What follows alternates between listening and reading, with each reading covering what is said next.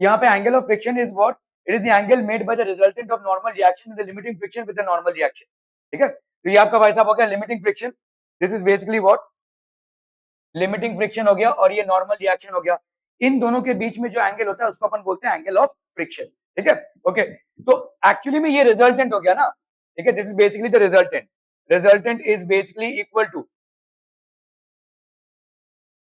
This plus 2 FL n cos 90, है कि नहीं? तो यहाँ पे आपका कितना हो जाएगा बोलो, FL का स्क्वायर प्लस n का स्क्वायर।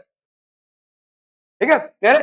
ओके, तो अभी देखो tan अल्फा की वैल्यू क्या हो जाएगी, this alpha will be as per the normal. ठीक है, तो यहाँ पे बोलो देखो tan अल्फा की वैल्यू हो जाएगी भाई साहब कितनी, perpendicular, perpendicular upon base.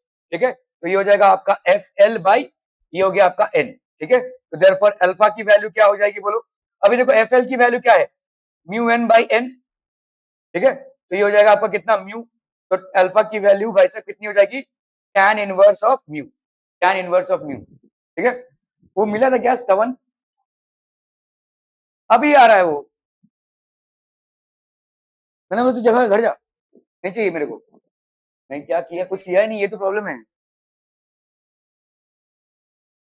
Sir पे बैठाओ ऐसे लोगों को, और एक उसको दे देना, वही तो प्रॉब्लम है। दे दिया है सब, उसको उधर दिया है वो। अरे वो है ना उधर, क्या नाम है उसका, आदित्य। यार, इतना पका रहे हैं भाई साहब, इतना कौन पकाता है।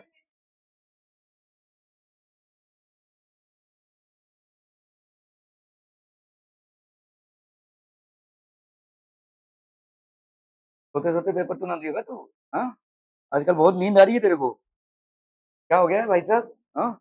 नींद बहुत आ रही है तुमको, और इधर किसको नहीं मिला है भाई साहब?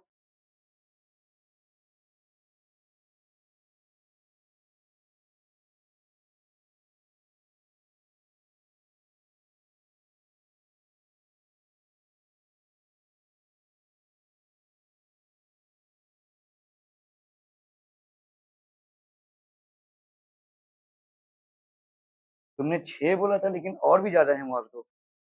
बट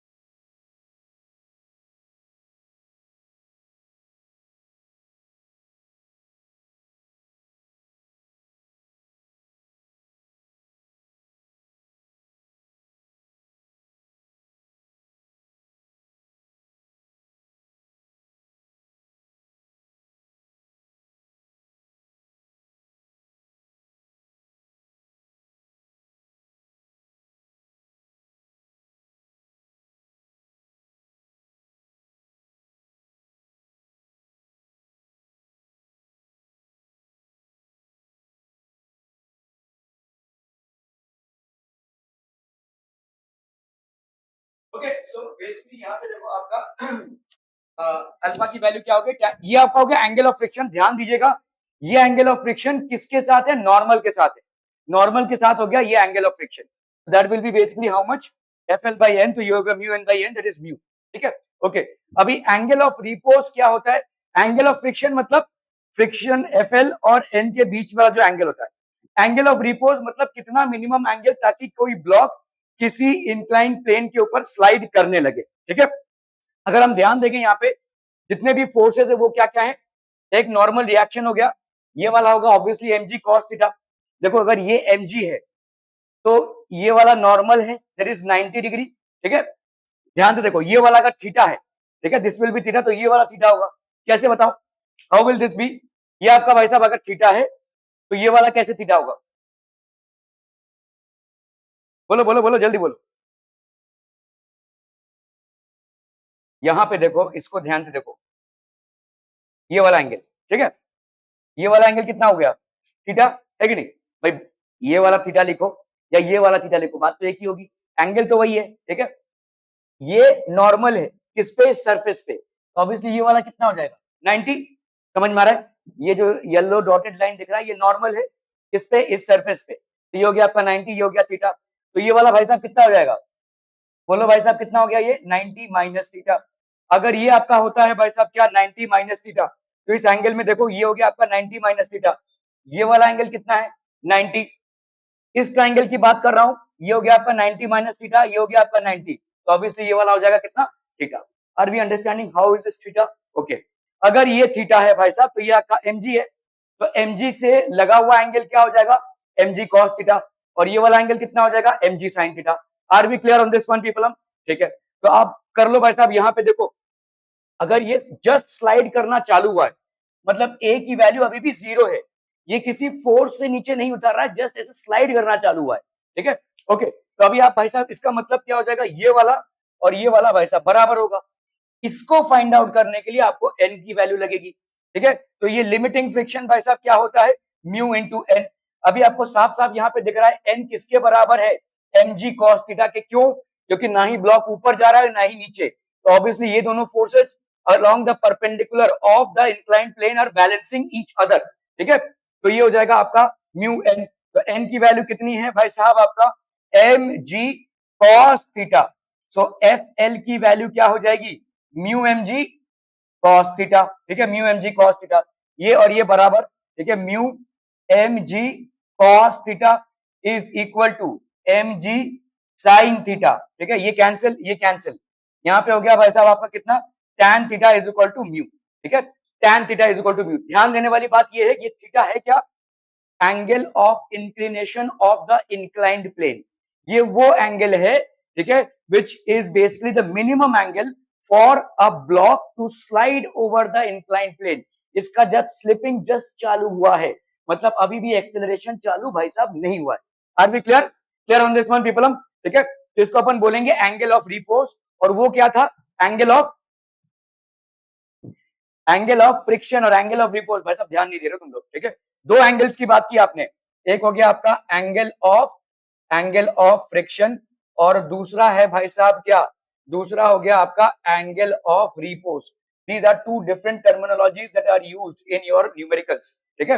एंगल ऑफ फ्रिक्शन भाई साहब क्या हो जाएगा, आपका किसी भी ब्लॉक के बीच में, ठीक है, जो आपका ये फ्रिक्शनल फोर्स है एफ एल, और ये समझ लो नॉर्मल रिएक्शन, इन दोनों के बीच में, ठीक है, तो आपका भाई साहब लेट्स से ये हो गया रिजल्टेंट, ये समझ लो इन दोनों का रिजल्टेंट हो गया, ये रिजल्टेंट जो एंगल बना रहा है किसके साथ, नॉर्मल के साथ, तो इसको अपन बोलते हैं एंगल ऑफ, इसको अपन बोलेंगे क्या, एंगल ऑफ फ्रिक्शन, ठीक है।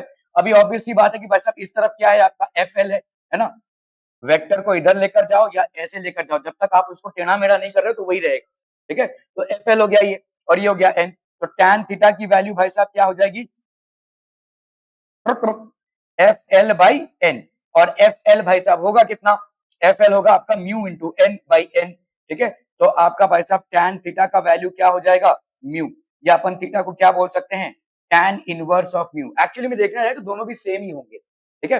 एंगल ऑफ रिपोज क्या है भाई साहब, किसी इंक्लाइन, किसी प्लेन पे कोई ब्लॉक रखा हुआ है, ये मूव नहीं कर रहा है, अभी आपने इसको क्या किया भाई साहब, ऐसा इंक्लाइंड कर दिया, जैसे इंक्लाइंड करोगे भाई साहब ये मूव करने लगेगा, ठीक है। अभी हमने देखा भाई साहब ये सारा कार्यक्रम जब हमने किया तो हमको क्या मिला भाई साहब, tan थीटा की वैल्यू क्या आ गई, ये वाली जो थीटा हुई इसकी वैल्यू क्या आ गई, म्यू, ठीक है, तो यहाँ पे भी भाई साहब थीटा की वैल्यू क्या हो जाएगी, tan इनवर्स ऑफ म्यू।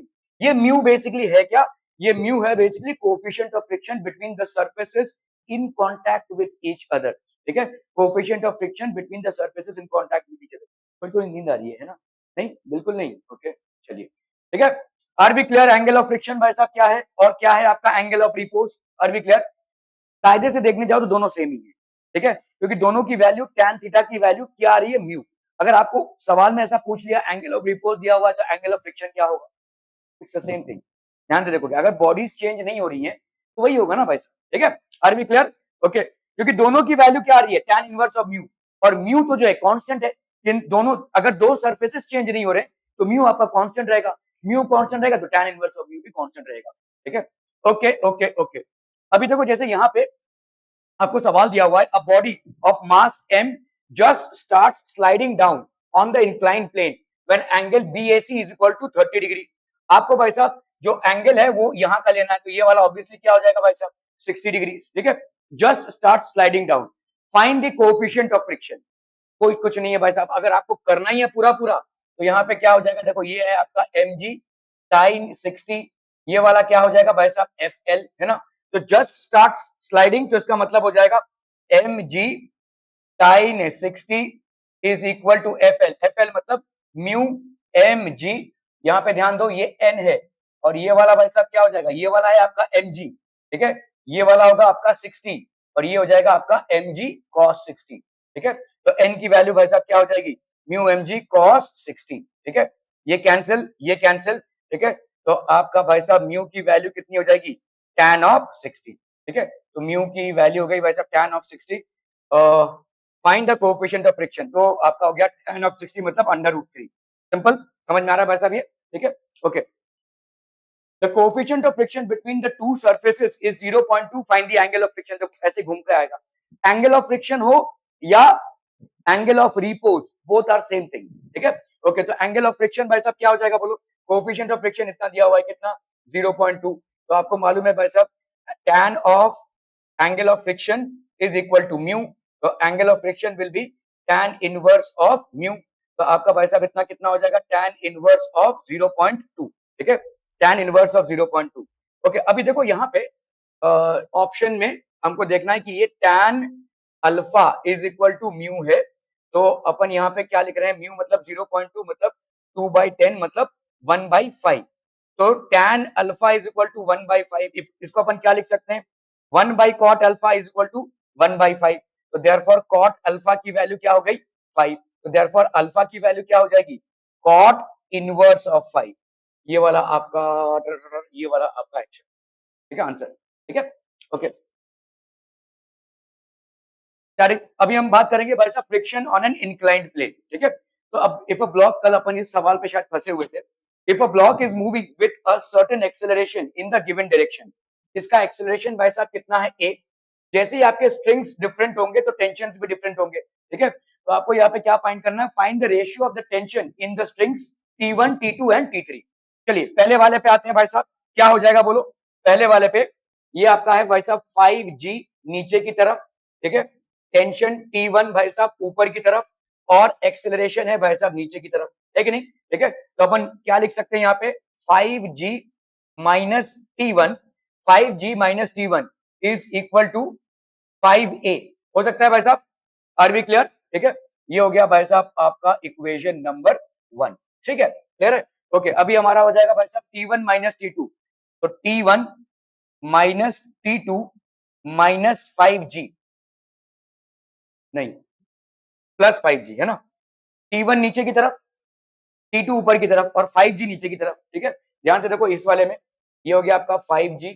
ठीक है, T1 भाई साहब आपका नीचे की तरफ, T2 ऊपर की तरफ और एक्सेलरेशन ए की तरफ। ठीक है, तो T1 plus 5G minus T2 is equal to 5A, ये हो गया भाई साहब आपका क्या, इक्वेशन नंबर 2। ठीक है, इक्वेशन नंबर 3 में, इसमें तो भाई साहब इधर कितना लग रहा है T2, तो यहाँ पे हो जाएगा भाई साहब T2 माइनस T3।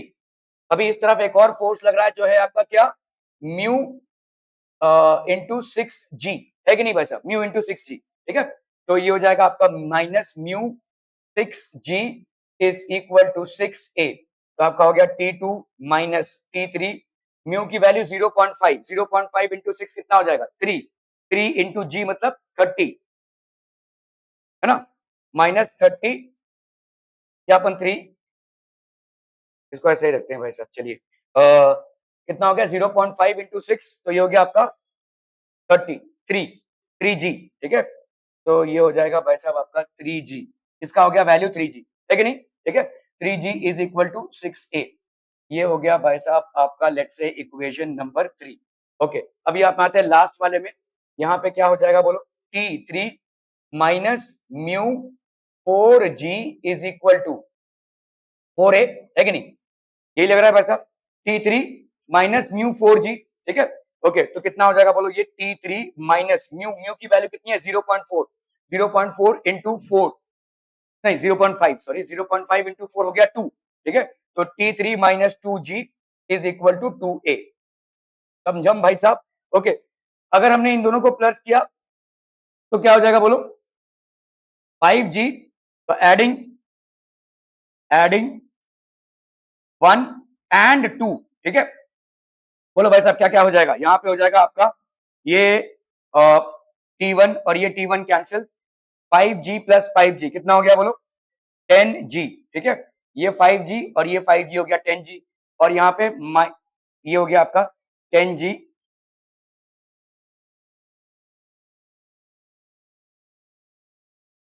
ये हो गया आपका 5G plus 5G 10G minus T2, ये हो गया आपका भाई साहब 10A, ठीक है। ये हो गया आपका भाई साहब 10A।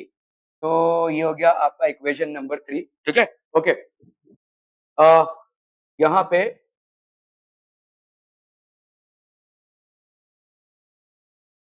10G minus T2 is equal, यही हो रहा है ना? 10G माइनस T2, और कहाँ पे भाई साहब कुछ मिल रहा है तुमको? क्या क्या बोल रहे हो?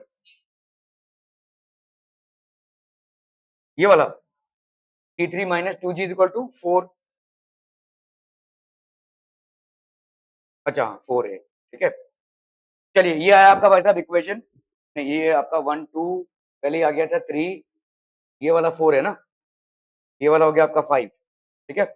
चलो भाई साहब यहाँ पे T2 है, तो T2 तो इसके साथ ऐड करना पड़ेगा, है ना। एडिंग एडिंग 5 एंड 3, ठीक है, 5 एंड 3, ये T2 और ये T2 कैंसिल हुआ भाई साहब, तो कितना आ गया बोलो? ये 10G है और ये माइनस 3G है, तो ये हो गया आपका 7G, ठीक है, 7G। ओके, और क्या है भाई साहब आपका? ये 10G और ये माइनस 3G माइनस T3, है ना, minus T3 is equal to, कौन सा कर रहे थे ये ना, ये और ये, ठीक है। तो ये हो गया 16A is equal to 16A, ठीक है। ये आ गया भाई साहब आपका लेट्स से इक्वेशन नंबर 6, ठीक है। ओके,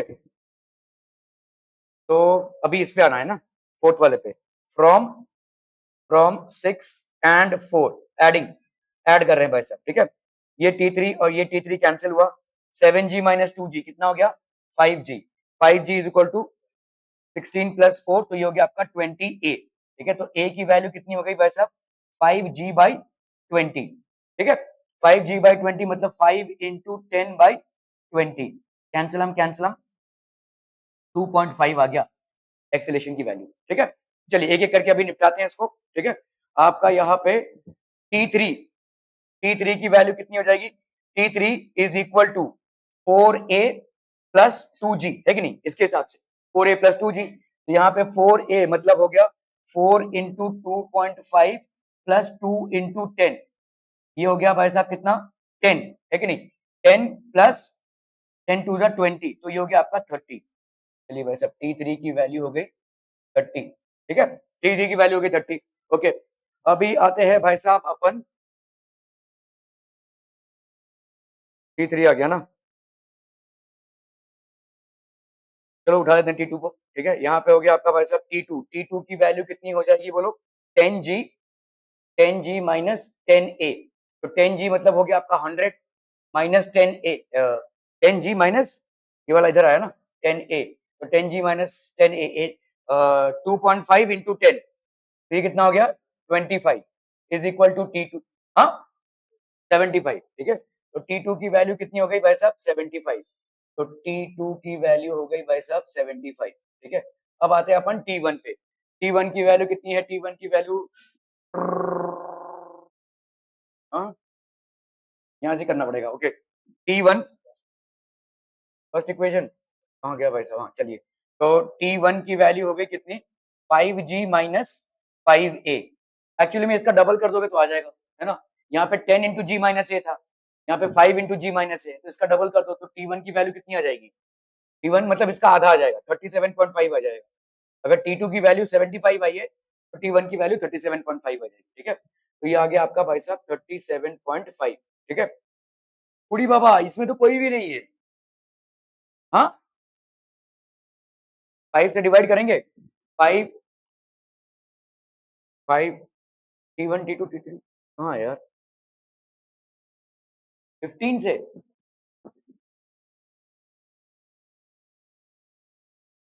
तो 15 टू जा 30 और यहाँ पे 15 5 जा 75, ओके 15 5 जा 75 है ना, और 15 टू जा 2.5, 5 और 2 2.5 5 एंड 2, ठीक है, ओके ठीक है, क्लियर है, ओके ओके ओके, जी बाबा बहुत लंबा है, चलिए option A is the correct option, okay, चलिए इसको करना है भाई साहब, फटाफट फटाफट, क्विक क्विक क्विक, जल्दी जल्दी, सुस्ती कुमारी आजकल पढ़ाई में मन नहीं लग रहा है ना, हम्म,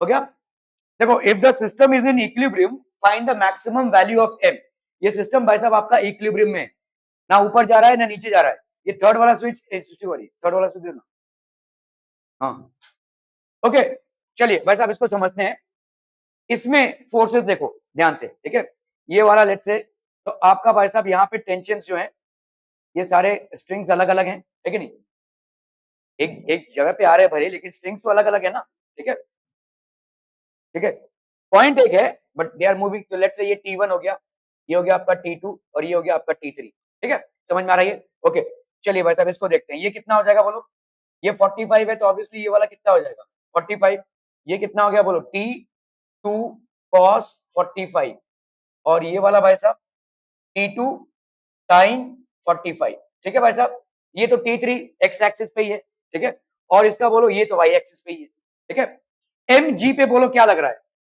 ये एम जी लग रहा है और ये T1 लग रहा है, तो अपन क्या बोल सकते हैं T1 की वैल्यू कितनी हो जाएगी एम जी, है कि नहीं भाई साहब, are we clear on this one, T1 की वैल्यू हो गई एम जी, ठीक है, ओके, अभी हम इसमें आते हैं, देखो ठीक है, आपके इस पे कितना फोर्स लग रहा है, ये है आपका एफ एल है ना, इस तरफ, और इस तरफ कितना लग रहा है T3, और क्या लग रहा है, नहीं T2 cos 45 नहीं लगेगा, T2 cos 45 लगेगा,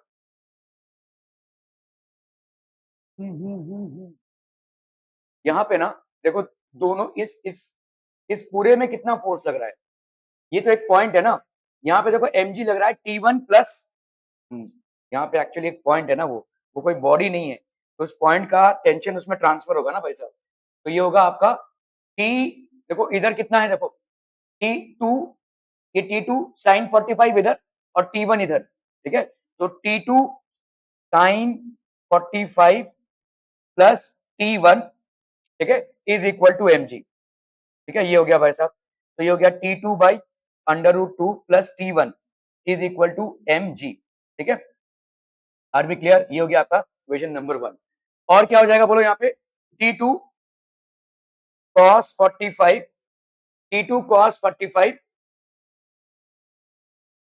प्लस T3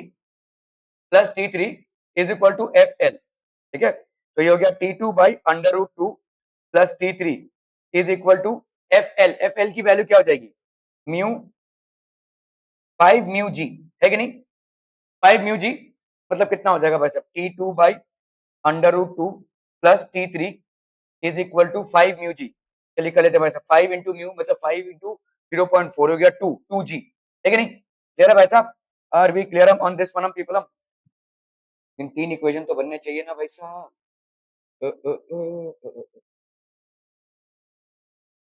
अननोन क्वांटिटीज तीन हो गई भाई साहब, देखना पड़ेगा इसका क्या है, let's see, the system is under equilibrium at maximum value of m, limiting friction acts between 5 kg block and the floor, ठीक है, maximum value of m, यहाँ पे maximum value of m, इस पे limiting friction act कर रहा है भाई साहब, ठीक है, maximum में limiting friction acts resolving tension in the string. Okay, चलिए भाई साहब वही है देखो। अच्छा, एक ही टेंशन है। ओके, टी हो गया इधर, टी कॉस 45, टी साइन 45, ठीक है। ओके, तो आपका टी कॉस 45, हाँ ठीक है, T cos 45 is equal to F L, है कि नहीं? ये T cos 45 is equal to F L. Okay, three नहीं लगेगा उसमें, ठीक है। T cos 45 is equal to F L. F L की वैल्यू कितनी हो जाएगी बोलो? एफ एल की वैल्यू हो जाएगी म्यू एम जी। तो ये हो गया म्यू कितना 0.4, इसकी वैल्यू दी हुई है 5 इंटू 10, तो 5 और 0.2 इंटू, तो ये हो गया आपका टू टू इंटू 20 न्यूटन, है कि नहीं? तो टी कॉस 45 की वैल्यू हो गई 20 न्यूटन, ठीक है। ओके, अभी इस पे कितना लग रहा है भाई साहब? T sine 45 is equal to M G. तो कर लो भाई साहब, यहाँ पे T sine 45 is equal to M G, ठीक है। ये वाला इंपॉर्टेंट सवाल है एक्चुअली, एच सी वर्मा का सवाल है। ओके, टी साइन 45 भाई साहब कितना हो जाएगा यहाँ पे? आपका यहाँ पे टी कॉस 45 की वैल्यू आई है, टी कॉस 45 की वैल्यू आई है 20 न्यूटन। तो टी साइन 45 की वैल्यू आ गई एम जी। दोनों को डिवाइड किया अगर हमने, तो टी कैंसिल हो जाएगा, tan 45 is equal to M G by 20। tan 45 की वैल्यू होती है 1, ठीक है। तो M G is equal to 20, तो mass of M is equal to 2 kg, ठीक है। क्लियर है? तो मेरा वो जो assumption था कि ये सब टेंशन अलग अलग लेने, दैट वाज रॉन्ग, ठीक है। Tension throughout will be the same. ये हो गया आपका T cos 45 that will be equal to mu L. ये हो गया आपका T sine 45 is equal to M G, ठीक है। Are we clear on this one people? Okay okay okay.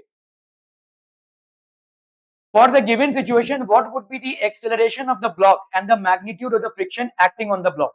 ठीक है, कितना फ्रिक्शन इस पे एक्ट करेगा? देखो होगा क्या, ये जो ट्रायंगल है ना, ये तो नीचे सरकेगा, ये नीचे सरकेगा तो ये इस तरफ जाएगा। भाई साहब देखो ना, ये ऐसे ऐसे सरक रहा है ये नीचे, तो ये रिलेटिवली ऐसा पीछे जाएगा ये, ठीक है, ये पीछे जाएगा, और ये जब पीछे जाएगा तो फ्रिक्शन किस तरफ एक्ट करेगा? इस तरफ एक्ट करेगा, ठीक है। Friction will B opposing the motion, ठीक है।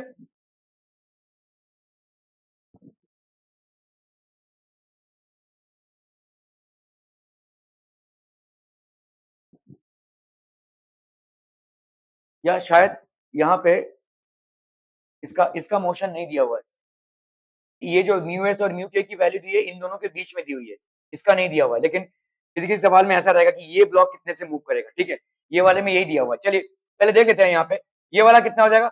ओके, पहले तो भाई साहब 37 और 53 की वैल्यू निकाल लो। ये 37 है अगर, ठीक है, तो एक तो 5 होना है। Angle opposite to smaller side, sorry side opposite to smaller side will be smaller, तो ये हो जाएगा भाई साहब 3 और ये हो जाएगा आपका 4। क्या ये समझ में आ रहा है? एक 37 होगा और एक 53 होगा, मैं आपके साथ पहले भी ये शेयर कर चुका हूँ। ओके, तो ये 37 हो गया।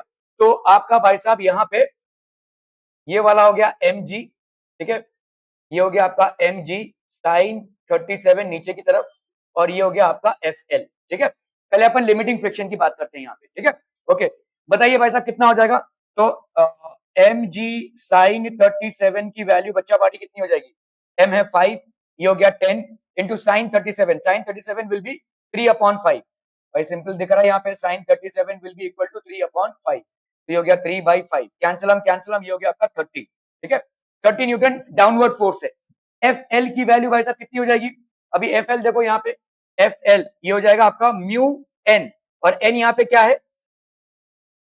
Mu S M G cos 37।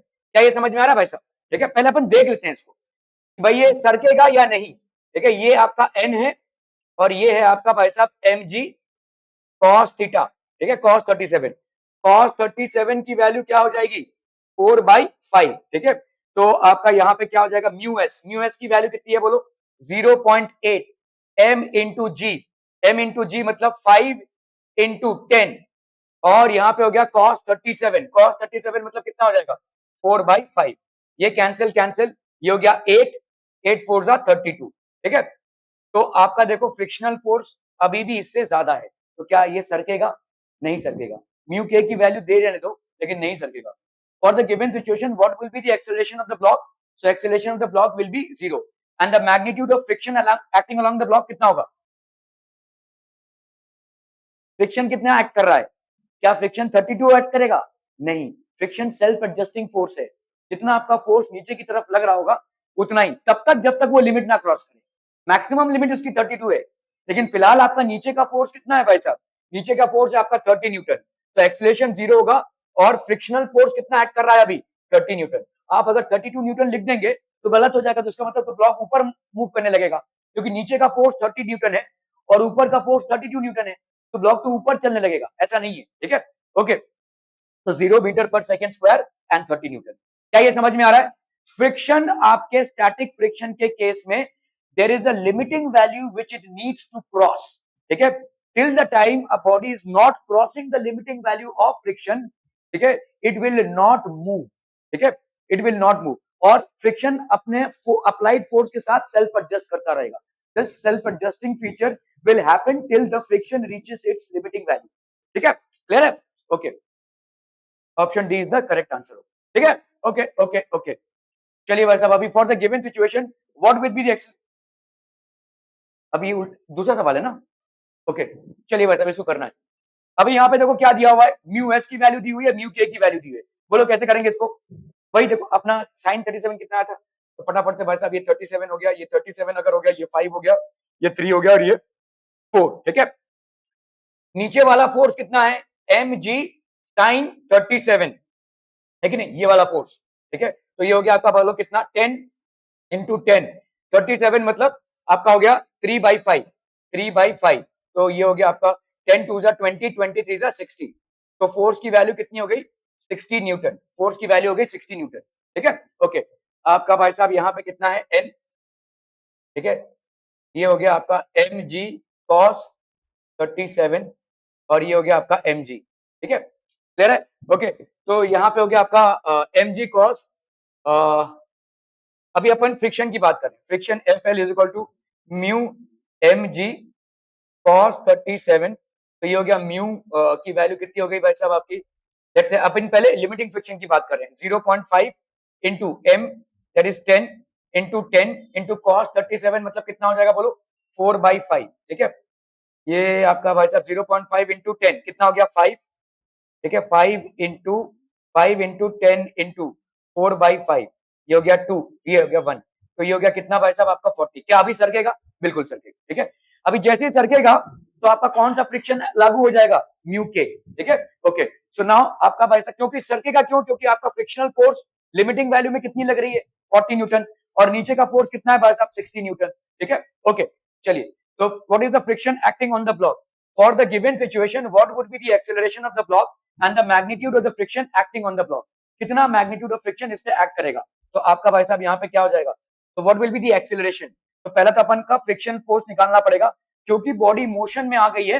Now you are not going to consider the limiting friction for static friction, you are going to consider the coefficient of moving friction और काइनेटिक फ्रिक्शन। तो F K की वैल्यू क्या हो जाएगी, mu K N, mu K N मतलब mu K M G cos 37, ठीक है। क्या ये समझ में आ रहा है भाई साहब? म्यू के की वैल्यू कितनी दी हुई है, देखो 0.2, एम की वैल्यू कितनी है 10, जी की वैल्यू है 10, कॉस 37 मतलब कितना हो गया, बोलो 4/5। क्या ये समझ में आ रहा है भाई साहब? 5 2 10, 0.2 इंटू 10 ये हो गया 2, 2 इंटू 2 हो गया भाई साहब 4, 4 इंटू 2 हो गया भाई साहब 8। Are we clear? ठीक है, ये हो गया आपका 8 न्यूटन। नीचे का फोर्स आप ऑलरेडी निकाल चुके हो, कितना है 60 न्यूटन, ठीक है। तो 60 Newton minus 8 Newton opposing frictional force during motion, this will be equal to m into a, that is 10 into a, ठीक है। तो आपका कितना हो जाएगा भाई साहब, ये 52, कोई भी नहीं है भाई साहब, 52 मतलब 5.2 हो जाएगा ये तो, म्यू के इंटू एन कॉस 37 4/5, ठीक है, 0.2 इंटू 10, हाँ कौन सा, इधर इधर कितना आ रहा है ये, अच्छा 4 2 8 और ये 2 है ना, 2 इंटू 8 16, हाँ करेक्ट, 16 न्यूटन आएगा। तो 60 माइनस 16 न्यूटन, तो this will be how much, ये हो गया आपका 6 + 4 10 30, ठीक है, ये है ना, नहीं यार 44, 44 ना, 44 इज इक्वल टू 10 ए, ठीक है, 44 न्यूटन। तो आपका भाई साहब ए का वैल्यू कितना हो जाएगा, 44/10 that is equal to 4.4 meter per second square. तो 4.4 मीटर पर सेकंड स्क्वायर, और फ्रिक्शनल फोर्स अपोजिंग कितना है आपका 16 newton. Are we clear to this one people? ठीक है, ओके ओके ओके, तो this is the correct answer. Clear? Are we clear on this one people? चलिए इसको करना है भाई साहब। A block of mass 2 kg is placed on a fixed inclined plane as shown in the figure, the angle of inclination of the plane is theta, that is equal to 30 degrees. Shubham भी absent है ना आज? इधर गया इसका उसका दोस्त, सब लोग उधर ही है क्या? Okay, so a block of mass 2 kg is placed on a fixed inclined plane as shown in the figure. The angle of inclination of the plane is 30 degrees. Find the minimum value of मारो मत ठीक है. Find the minimum value of f such that the block does not slide. Block slide नहीं हो रहा है, ठीक है? क्या हो जाएगा बोलो? यहाँ पे एक फोर्स आप लगा रहे हैं. A block of mass 2 kg is placed in the figure. The angle of inclination is this. Find the minimum value of force such that the block does not slide. कितना मिनिमम वैल्यू होना चाहिए ताकि block slide ना करे?